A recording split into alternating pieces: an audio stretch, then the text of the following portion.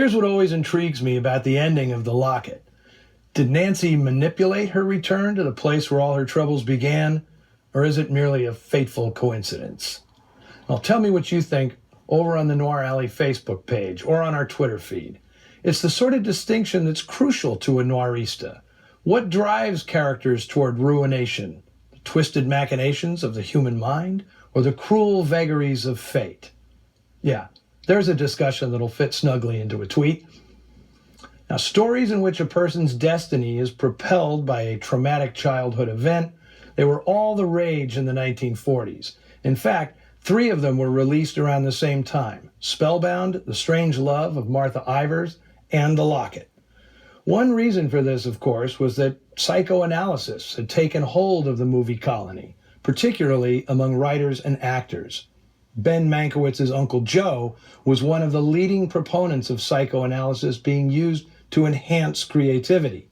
And this was the case with the writer of The Locket, Norma Barsman, who'd been an analyst for years before tackling the story. Her husband, Ben Barsman, was a reporter turned screenwriter with a few credits already under his belt. While vacationing in Mexico, they met a woman named Belle Gardner, an East Coast blue blood who had abandoned her aristocratic family over an incident just like the one in The Locket. The daughter of the family's housekeeper was falsely accused of stealing, her mother was fired, and the girl, who was Belle's closest friend, suffered a steady slide into kleptomania and depression. Now, the story haunted Norma, so she set about turning it into her first screenplay.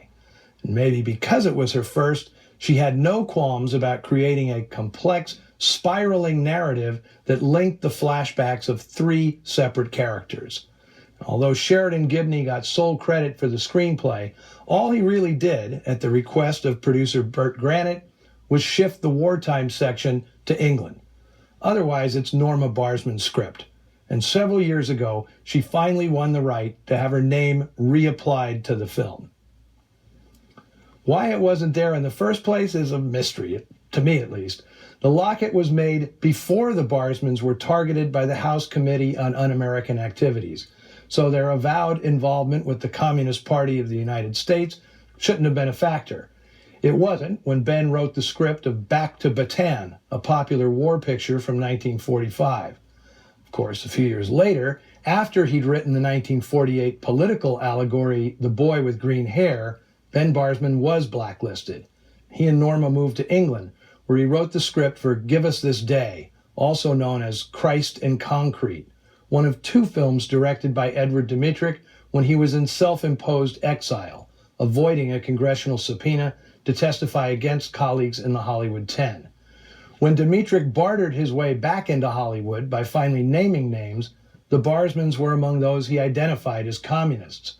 And as a result, they spent the next 20 years living and working in Europe, mostly in England, where Ben wrote scripts for fellow blacklistee Joseph Losey, including Stranger on the Prowl, Time Without Pity, Chance Meeting, and These Are the Damned. Now, he'd get Hollywood work again in the early 1960s, thanks to producer Samuel Bronston, who hired him, without credit, to write screenplays for a trio of big-budget spectacles: El Cid, 55 Days at Peking, and The Fall of the Roman Empire. Now, German-born Hans Brahm was one of the more neglected of the many directors who continued their careers in Hollywood after escaping life under Hitler. His father, Ludwig Brahm, was a popular comedic actor, and his uncle Otto was a theater producer credited with discovering Max Reinhardt. Now, to me, Brahm is one of those directors who could rightly be called an auteur, because no matter what the material, he brought to bear a visual style filled with ominous shadows and a sense of foreboding. His films have a menacing mood that often smeared the line between horror and noir. And you can always get into a good argument over whether The Lodger and Hangover Square, made back-to-back by Brahm at Fox, are horror movies or film noir. Something else to discuss on social media. And next week on Noir Alley, nothing so complex as today's film. Join me back here for Desperate, 78 minutes of straight-ahead suspense from director Anthony Mann, featuring Raymond Burr in one of his many memorably villainous roles.